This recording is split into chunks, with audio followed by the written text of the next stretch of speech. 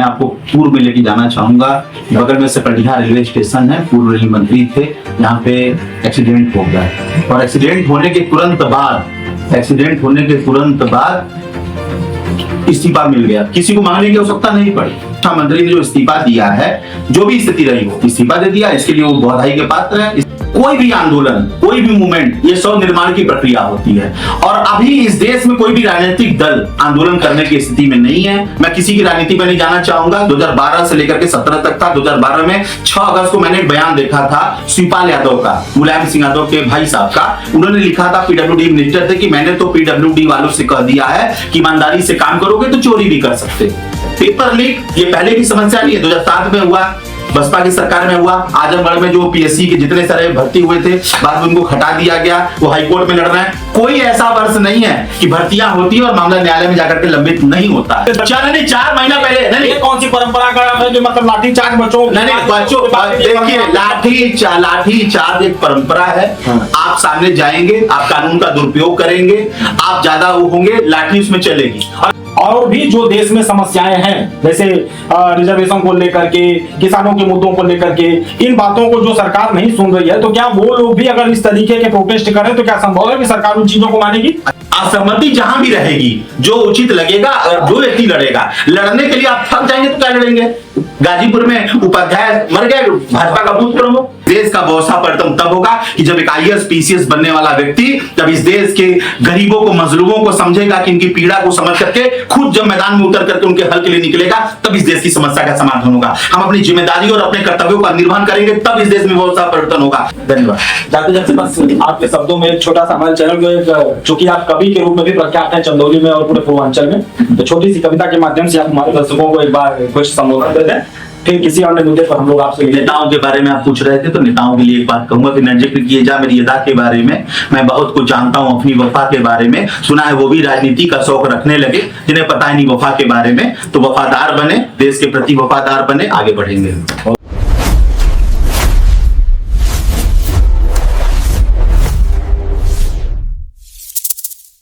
नमस्कार, आप देख रहे हैं एलएसडी टाइम और मैं इस समय मौजूद हूं चंदौली जनपद के सकलिया तहसील के पास।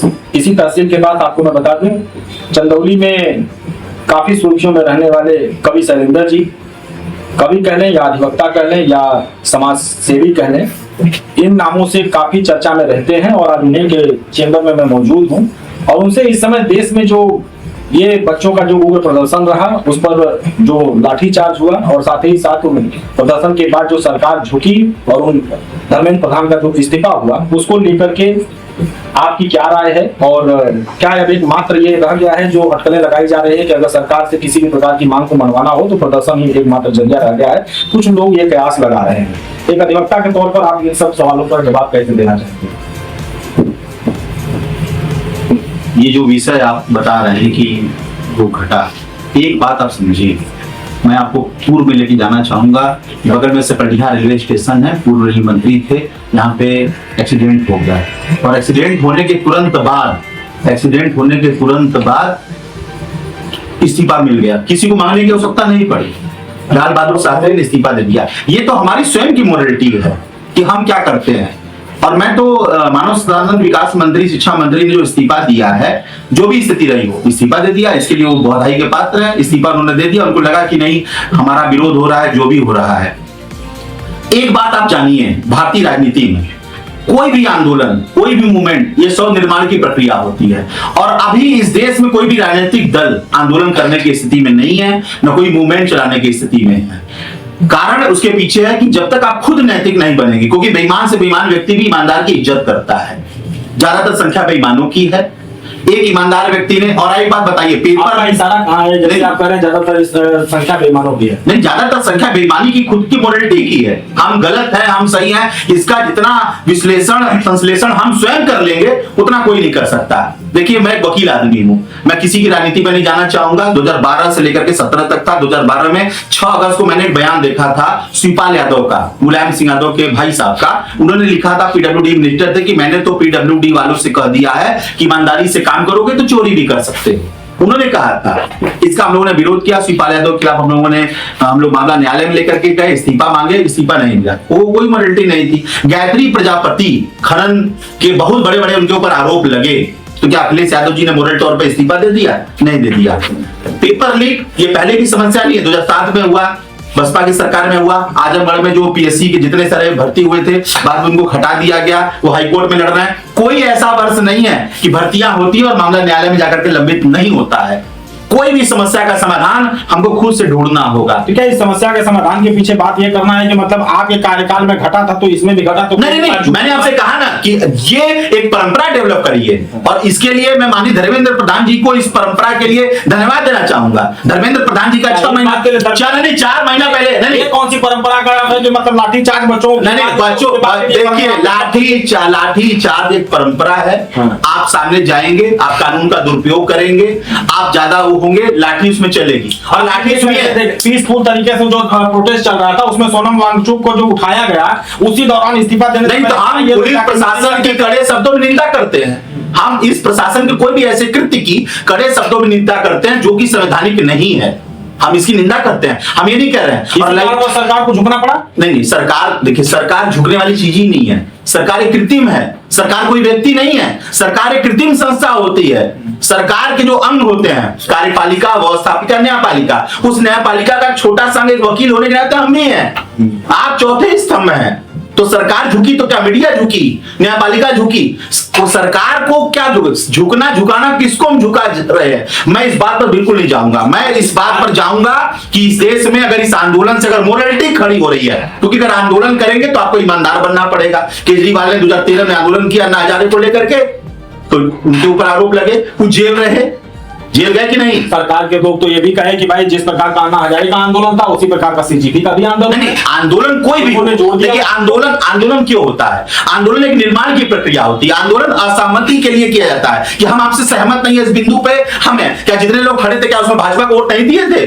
उसमें 80% लोग भाजपा को वोट दिए होंगे। और अभी जो आंदोलन चल रहा था अलीनगर में, उसमें विवेकानंद जी की फोटो लेकर के भी लोग गए थे, दूसरे दल के सारे दल के लोग उसमें खड़े थे। मेरा सवाल ये था रवि जी कि जो लोग अब ये कयास लगा रहे हैं कि अब अगर किसी पे सरकार जब बेबाक होगी, जब बातें नहीं मानेगी, कि एक जो ये सीजीपी ने जिस प्रकार का प्रोटेस्ट किया और अपनी बातें मनवाई और अब जश्न के रूप में पूरे देश में इस चीज को जो युवा लोग हैं वो मना रहे हैं, तो क्या और भी जो देश में समस्याएं हैं, जैसे रिजर्वेशन को लेकर के, किसानों के मुद्दों को लेकर के, इन बातों को जो सरकार नहीं सुन रही है, तो क्या वो लोग भी अगर इस तरीके के प्रोटेस्ट करें तो क्या संभव है कि सरकार उन चीजों को मानेगी? अच्छा ये बताइए, इसके पहले जो आंदोलन किसानों का हुआ था उसमें मोदी जी ने बैक नहीं लिया था? जो किसान आंदोलन हुआ था उसमें बहुत सारी चीजों को उन्होंने कहा कि किसान हमारी बात को नहीं समझ पा रहे हैं। अभी 20 दिन पहले हम सारे अधिवक्ताओं ने पूरे उत्तर प्रदेश सरकार के खिलाफ आंदोलन किया, रजिस्ट्री को लेकर के। 1 हफ्ते तक रजिस्ट्री ऑफिस बंद कराई, विधेयक वापस हुआ। आपको मैं कह रहा हूं, असहमति जहां भी रहेगी, जो उचित लगेगा और जो व्यक्ति लड़ेगा, लड़ने के लिए आप थक जाएंगे तो क्या लड़ेंगे? गाजीपुर में उपाध्याय मर गए, भाजपा का बूथ प्रमुख, बहुत आंदोलन चला, न्याय मिला क्या? बहुत सारे लोग, मैं आपको 20 उदाहरण दूंगा, बहुत लोग न्याय की आस में चले जा रहे हैं, नहीं मिल पा रहा है, उस मूवमेंट को लोग खड़ा नहीं कर पा रहे हैं। आप मूवमेंट को खड़ा करेंगे, मूवमेंट खड़ा होने लायक रहेगा तो वो खड़ा होगा और उसका रिजल्ट मिलेगा। इस मूवमेंट पे जो जीत हुई युवाओं को, उसके समर्थन में आप है उसके विरोध? देखिए, मैंने आपसे कहा ना कि मैं वकील हूं, युवाओं की क्या जीत हो गई हमको ये बताइए। युवा तो उसी दिन जीत गए थे जिस दिन परीक्षा रद्द कर दी गई, दोबारा परीक्षा कराई गई। युवा इसके धर्मेंद्र प्रधान के इस्तीफे से अगर इस देश की व्यवस्था सुधर रही है तो 2-4 नाम हमको बता दीजिए, हम उनके खिलाफ आंदोलन कर रहे हैं, व्यवस्था सुधार लेंगे। हमने कहा ना कि किसी एक व्यक्ति के इस्तीफे से इस देश की व्यवस्था नहीं सुधरेगी। इस देश का व्यवस्था परिवर्तन तब होगा कि जब एक IAS PCS बनने वाला व्यक्ति जब इस देश के गरीबों को, मजलूमों को समझेगा कि इनकी पीड़ा को समझ करके खुद जब मैदान में उतर करके उनके हल के लिए निकलेगा, तब इस देश की समस्या का समाधान होगा। हम अपनी जिम्मेदारी और अपने कर्तव्यों का निर्वहन करेंगे, तब इस देश में व्यवस्था परिवर्तन होगा। अगर हम चाहेंगे किसी व्यक्ति के इस्तीफे से, अगर मान लीजिए कि कोई चोर भ्रष्ट अगर इंस्पेक्टर हो जाए किसी क्षेत्र में, अगर वो चला जाएगा दूसरी जगह, तो क्या आपको लग रहा है कि क्या वहां वो काम नहीं करेगा? जब तक उसको स्व सुधार नहीं होगा, जब तक आप वाल्मीकि डाकू को वाल्मीकि नहीं बनाएंगे, वाल्मीकि आपको बनाना पड़ेगा। आपको एक व्यापक परिवर्तन करना पड़ेगा अपने स्वभाव में, अपने चरित्र में। वो सबके ऊपर लागू होता है, वो अधिकारी तंत्र हो, कार्यपालिका हो, न्यायपालिका हो। नोटें अगर पकड़ी जाएंगी, जज साहब की जो फैसला सुनाते हैं उनके घरों में अगर जांच नहीं होगी तो प्रश्न उठेगा। और जिस प्रकार से सरकार के लोगों ने विपक्ष के साथ जो हरकत किया, जिन बेटियों के साथ जो वहां पे प्रशासन ने जो हरकत किया उसकी एफआईआर कराएं, ये लोग एफआईआर कराएं। जिन जिन लोगों ने इस तरह का काम किया, 20,000 सिपाही का डंडा चला रहे हैं, तो 2-4 ने किया होगा, उनको चिन्हित करा के उनको एफआईआर कराएं, हम लोग चलेंगे। राहुल गांधी को घसीटना, अखिलेश यादव को, राहुल गांधी को कांग्रेस को लेकर के प्रोटेस्ट करना चाहिए ना। राहुल गांधी को प्रोटेस्ट कांग्रेस को लेकर के करना चाहिए। छात्रों का वो अपना अगर निजी आंदोलन चल रहा है तो उतने दिन तक वो पता नहीं थे, जाकर के बिहार में प्रचार करें ना। बांकीपुर में कौन दिख रहा है? कोई क्यों नहीं दिख रहा है? कोई जाके प्रचार करना चाहिए। एक चुनाव हो रहा है, कहाँ है?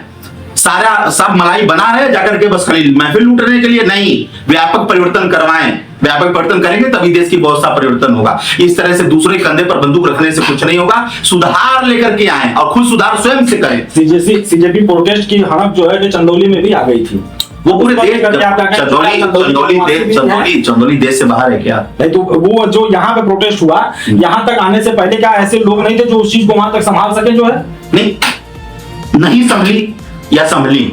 प्रशासन को जो भी था, प्रशासन को लगा कि अब चीजें बिगड़ रही हैं, प्रशासन ने उस पर बैठकर वार्ता की। शाम को वहां पे अस्पताल जाकर के उनका अनशन तोड़वाया गया। अगले दिन उनकी एक बात मान ली गई, आंदोलन खत्म हो गया। फिर उन्होंने सरकार के साथ प्रेस कॉन्फ्रेंस किया। का जब अनशन टूटा तो टूटने के बाद कुछ ये भी लोगों ने सवाल खड़ा करना शुरू कर दिया कि आपने जो है जेपी नड्डा के हाथों से ही अपना अनशन क्यों तोड़ा?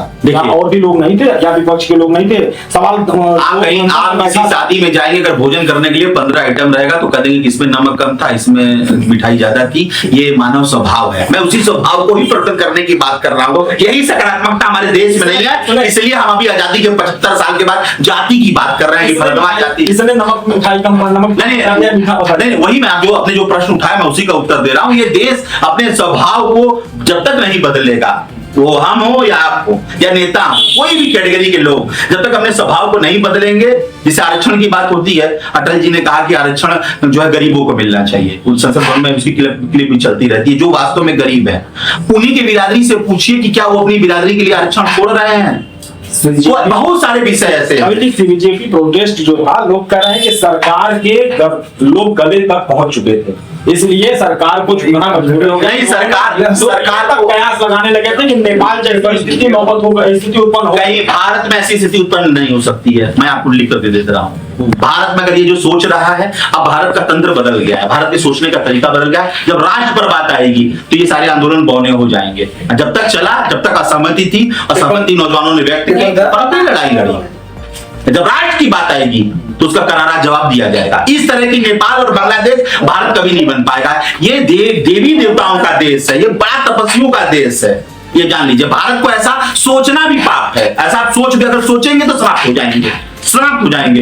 ये ब्राह्मणों के ताप से, तप बल से बना हुआ देश है। यहाँ ऋषि मुनि पैदा हुए हैं, विवेकानंद को पूजा जाता है, महर्षि दधीची अपनी हड्डी देते हैं तब ये देश बचता है। इतना आसान नहीं है यहाँ की संस्कृति और संस्कार को तोड़ना। अंग्रेज मुसलमान बहुत सारे लोग आए, कुछ कर नहीं पाए। ये बना रहेगा देश, देश कोई नहीं तोड़ पाएगा। देश हमारा बहुत मजबूत है।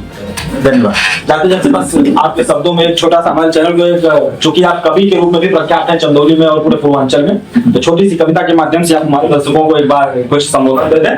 फिर किसी अन्य मुद्दे पर हम लोग आपसे, नेताओं के बारे में आप पूछ रहे थे तो नेताओं के लिए एक बात कहूंगा कि न जिक्र किए जा मेरी अदा के बारे में। मैं बहुत कुछ जानता हूं अपनी वफा के बारे में। सुना है वो भी राजनीति का शौक रखने लगे, जिन्हें पता ही नहीं वफा के बारे में। तो वफादार बने, देश के प्रति वफादार बने, आगे बढ़ेंगे। बहुत बहुत धन्यवाद। ये थे हमारे बीच चंदौली जनपद के और खासी तौर पर पूर्वांचल में उपस्थित कवि शैलेंद्र पांडे जी, पेशे से अधिवक्ता और समाजसेवी, जिनके विचारों को आपने सुना। आज का विचार सीजेपी प्रोटेस्ट और उनकी जो प्रोटेस्ट था उस पर जो उन लोगों ने सफलता पाई उसको लेकर के आपके वक्तव्य रखे गए हैं। हमारे साथ बने रहिएगा, ऐसे फिर कभी मिलेंगे और इनके और भी मुद्दों पर विचार जानने का प्रयास करेंगे। धन्यवाद।